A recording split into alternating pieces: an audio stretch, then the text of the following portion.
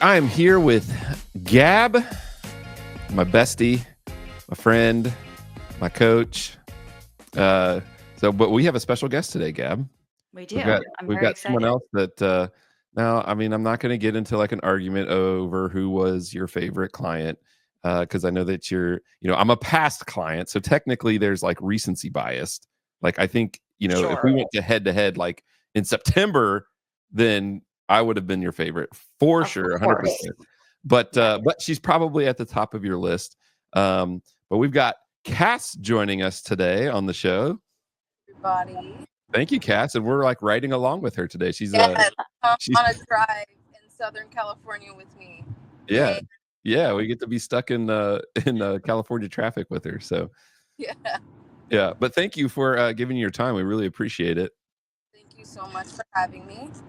So just to give a little bit of background then on what Gab is coaching you through and what you're involved in. So Cass actually competed in the Arnold Classic. What was that, like 2 or 3 weeks ago now? Beginning Yeah. of March? Yeah.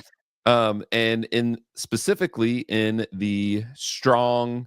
Okay, so here's some ignorance. Is it just strong man across the board, or is there like strong man and strong woman? It's strong man and strong woman. Okay. I just say strong man because it's easier. So Yeah. It's like one less syllable, right? So all right, so she competed in the strong woman division. Now, are there different weight classes, or is there just like one weight class that everyone has to go in? so there's different weight classes. Strongman and at the Arnold is under Strongman Corporation. There are other corporations, and then we've been starting to get into like some unsanctioned type of things. So basically, any of these comps can choose whatever weight classes they want to do. So normally it's like lightweight, middleweight, and heavyweight/open class for the weight classes, and then it starts from there. Okay. So I am a middleweight pro strong woman. Middleweight. All right. Um, that's good to know. So then how does like okay, Gab, you can maybe chime in with this too. How does her nutrition play into what weight class she's going to be in? Like, are you Yeah. guys like strategizing to try to maximize like obviously strength, but also I kind of think of it like when I think of like wrestlers are trying to compete in the lowest possible weight class that maximizes their ability to be as strong as possible, right? So Yeah. I would assume that that's kind of this like same strategy that you'd be going for here. So like how does that affect her like nutrition breakdown? Yeah. So it's interesting, right? Because strength is the number one component, right? It's called strongman. We can't show up not being strong. However, obviously there's a lot at play here, and I'll kind of let Cass expand upon this a little bit more, but um Cass is a pro in the middleweight division, which means that her competition weight in order to compete as a professional is on the lighter side. And so when we are preparing for a competition in which she's going to compete in that weight class, we do need to be mindful of her weight, but also of her strength profile. And so kind of getting enough time ahead of us before a competition where we can minimize her body fat while still maximizing her strength, just like you would, Joel, right? Like, what do you want to do with recomp? You want to increase your muscle mass and decrease your body fat. It's the same thing, just perhaps on a slightly different scale, because we actually have strength markers that we need to hit, right? Like we know how heavy these objects are, we know what the events are, we know what we need to do. Now, in some situations, Cass can compete in a different weight class, a heavier weight class, a lighter weight class, usually heavier, right? It's rare that we have the problem where it's like, darn, I'm too light. However, that does give a slight disadvantage, right? Because now we're competing with people who are on the larger side, who are perhaps bigger than her, who therefore are going to maybe be a little bit stronger because mass moves mass, right? So it's a little bit of a delicate balance. And in terms of nutrition, we just want to make sure we have enough time out so that we can have a phase where we are really dedicated to fat loss and muscle mass maintenance before we can go into, okay, we're happy with the body fat that we're at, we're happy with the weight. Now we need to keep the weight where it is and start to maximize strength. And so it's different training phases, it's different nutritional phases, but ultimately time is kind of the factor that we need the most of. Okay. So then, like, how long out of a competition then is Cass like starting to dial in some of that stuff? So it depends.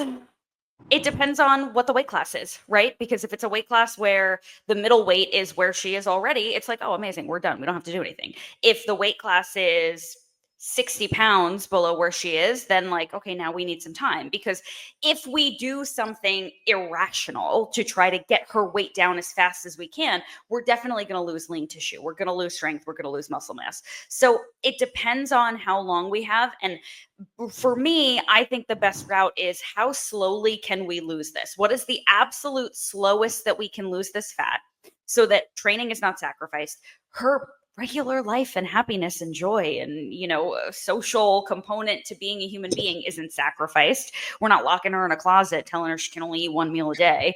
And also just ensuring that we have enough time with a buffer so that if it's 3 weeks out and we still have a little bit of weight to go, then we can start to kick up the intensity to ensure that we have enough time to get there.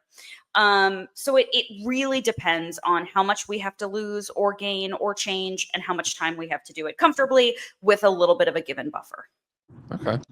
Interesting. So, all right. So then, Cass, what is the most difficult part? Because I assume that you're probably having to get a lot of calories in. I mean, the type of training that you're doing. So you're eating a lot. So is that what's the most difficult part for you on the nutrition side of things?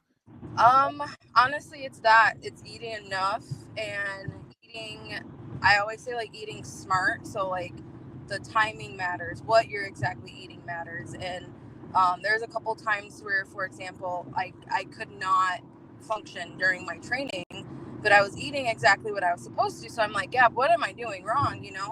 And it was more so just changing what I decided to eat before my training that works well with my body. Okay. So I'd say that is probably the hardest part. And then I have the weirdest schedule ever because I'm a nurse. So that always adds into it.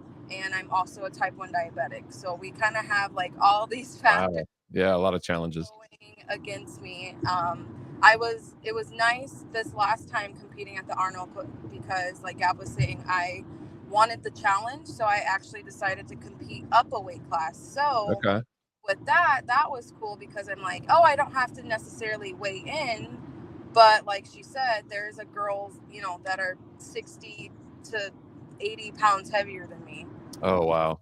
So you're playing that game where I still want to compete competitively at my weight class, which is middleweight. But where's that fine line to where I'm comfortable kind of gaining a little bit and sacrificing a little bit for my strength in that aspect to be able to compete with the open girls versus, okay, Gab, we have, world's strongest woman at the end of the year. I need to weigh 82 kilos stat, Right. Yeah. And I think it's important also to note, first of all, Cass did an incredible job at the Arnold. But second of all, she was unequivocally the smallest woman in the weight class. Yes, I was. Yeah. But she hung in. It was, she gave them a run for their money. I'll tell you that. Yeah. So were you happy with how you finished then with considering all of those things? I was so happy. Gab was happy. My strongman coach was happy. We had some unfortunate, I don't even know what the word is. It was technical issues. Yeah, technical issues is, what that went along with it too. So I can honestly say this was the first competition to where I actually felt the best mentally, physically, nutritionally, all the aspects were right in line this last time. So that was really cool. All right. Well, that's good. So then in regards to the eating thing, then like kind of like the difficult part of it, like do you ever find yourself like just staring at a plate or a bowl of like and it's still like half full, and like are you just trying to like what are you saying to yourself to like get that down? The gains, like literally just eat it for the gains. Yeah.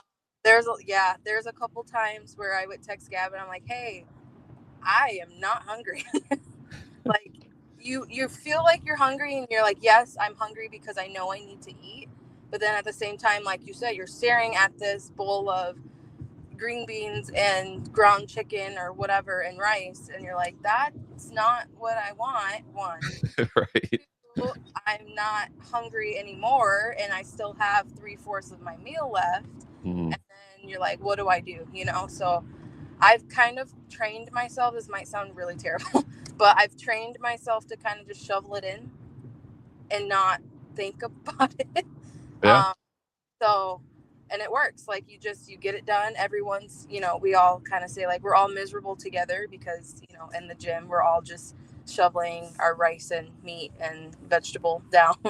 Yeah. I'm probably the worst diabetic ever. I have this huge sweet tooth for donuts.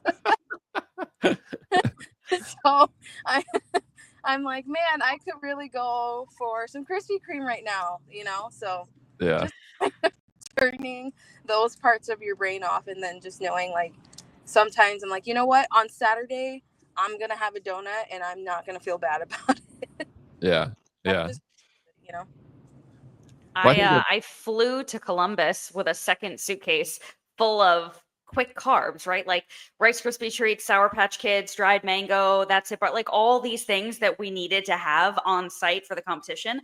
And I looked at Corey and I had packed this suitcase and I was like, if you didn't know she was about to compete, you'd think that I was coming to kill this girl. Like she's got diabetes and I've got nothing but like sugar and quick carbs here. Like I look like a murderer. If something happens to her, I'm suspect number one.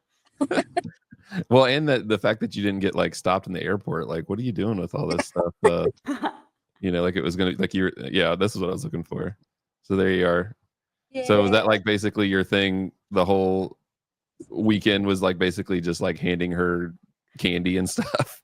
So beyond handing it to her, her hands are covered in chalk. So I'm like, open up and putting my hand in her mouth. So you're like mama bird, like Yes. she's just walking over like, ah. I was like, okay, open. Yeah. Great.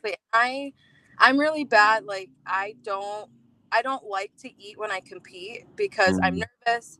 My adrenaline's going. I am thinking of literally everything else except for eating. So until Gab, like I would just not eat during my comps and then just, wish for the best. Yeah. Kind of.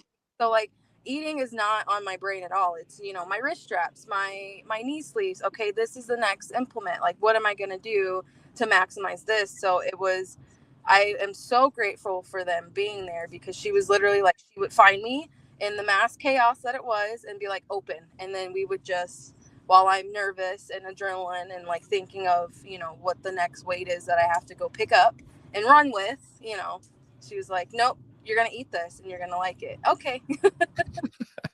Nice. It was great. You mentioned that in your training, you were noticing that you were eating what you were supposed to, but you still were having issues like the way that you felt during training. So what was this? Was there a specific example that you can give of the change that you made with what you were eating prior to your workouts that you were able to identify?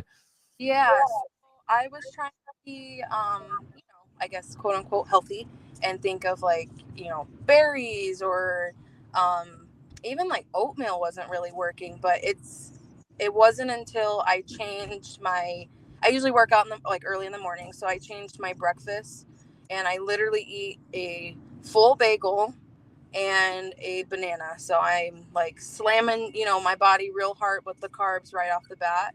And I'm able to like get through, I train for 2 to 3 hours most days. Oh, wow. Yeah. So I do a bagel with a banana, and then like an hour or so into my training, I eat a Rice Krispie treat. And then that sustains me until I'm able to be done with my workout, I do my protein shake, and then I'll eat, you know, my next snack or meal or whatever it is. Nice. And so then during the competition, then what did you find was what worked for you in terms of, because you said like you get nervous and you know like you don't want to eat, so like how did you find what was not, maybe it wasn't appetizing, but like bearable, I guess. Like what was bearable for you? She was feeding me the Stroopwafels and Sour Patch Kids. I think those were the two that I noticed were easiest to get down, quickest to get down, and it wasn't like I was like chewing and chewing and chewing and chewing and like, you know, waiting for it to be done. It was kind of just like quick, like couple chews, swallow, and then kind of go out and do my thing. And we did. Part of our technical difficulties were we didn't get a chance for warm-ups before my deadlift event and my yoga. Oh, really? Event.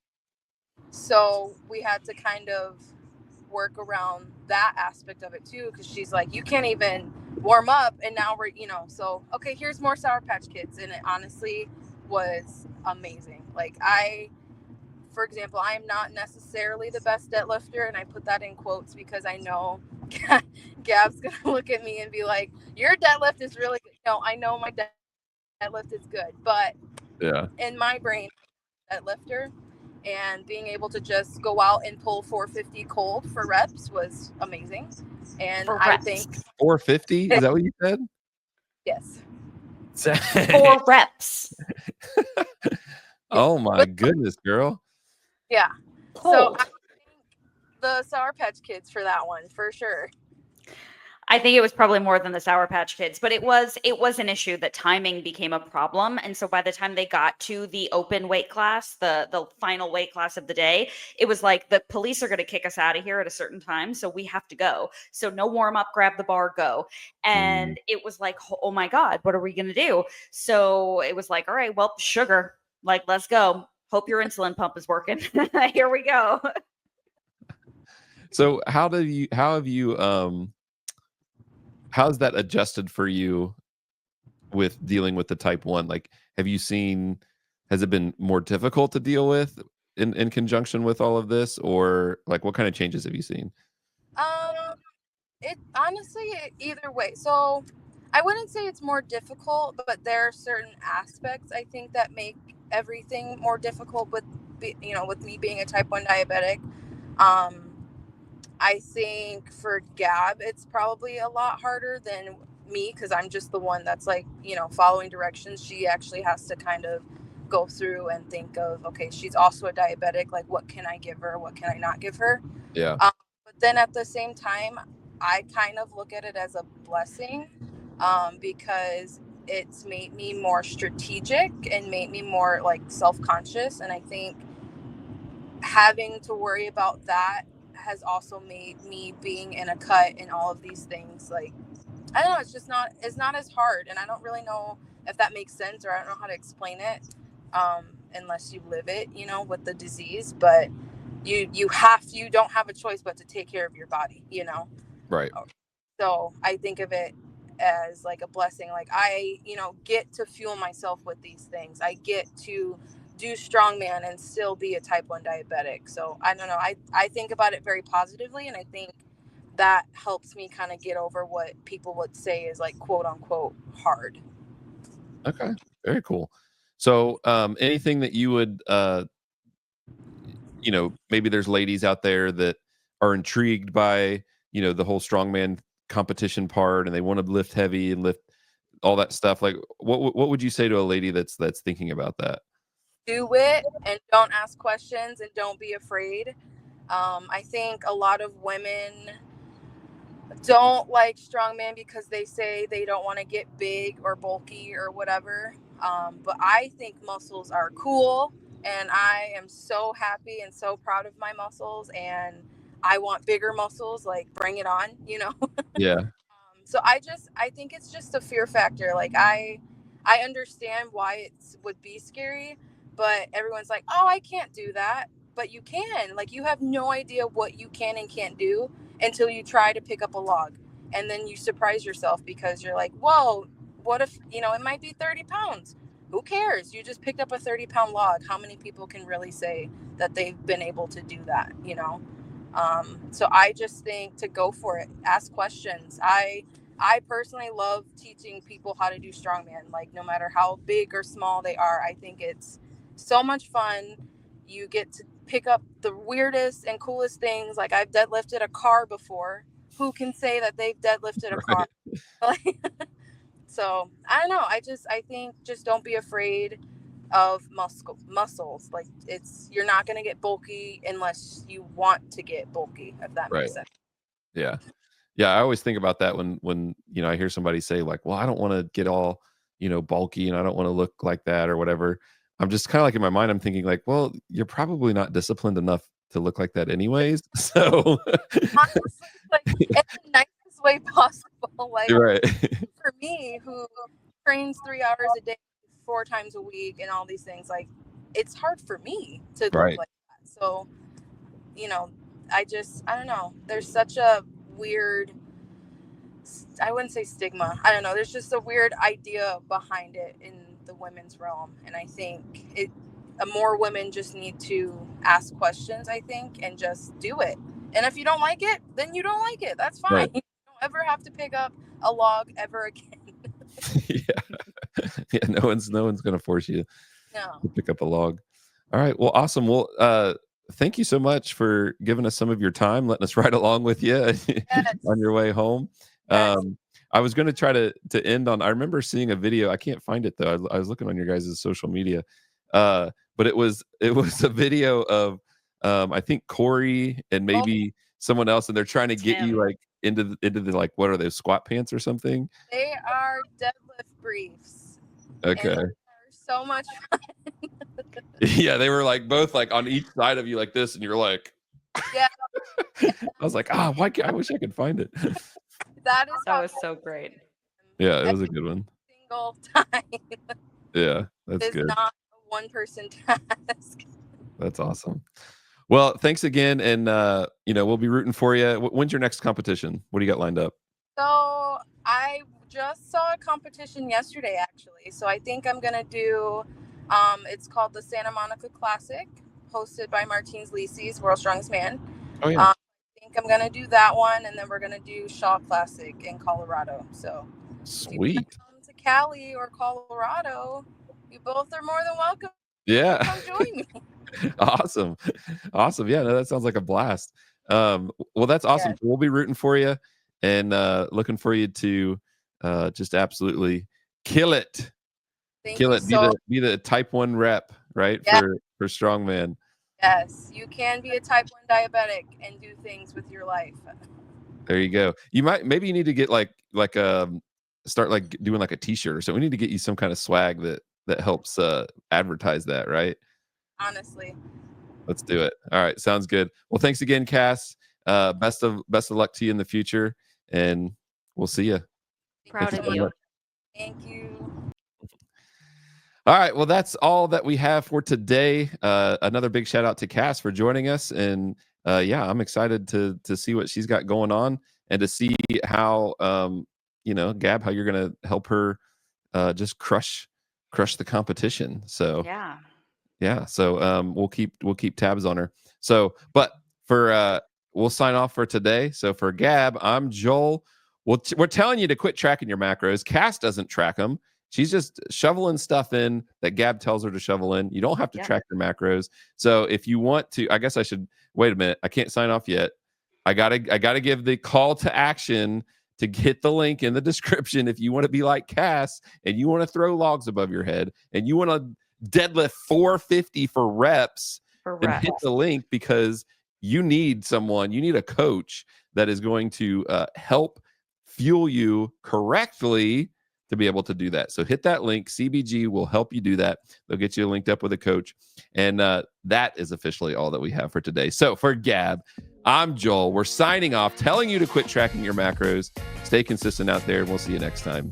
Peace out.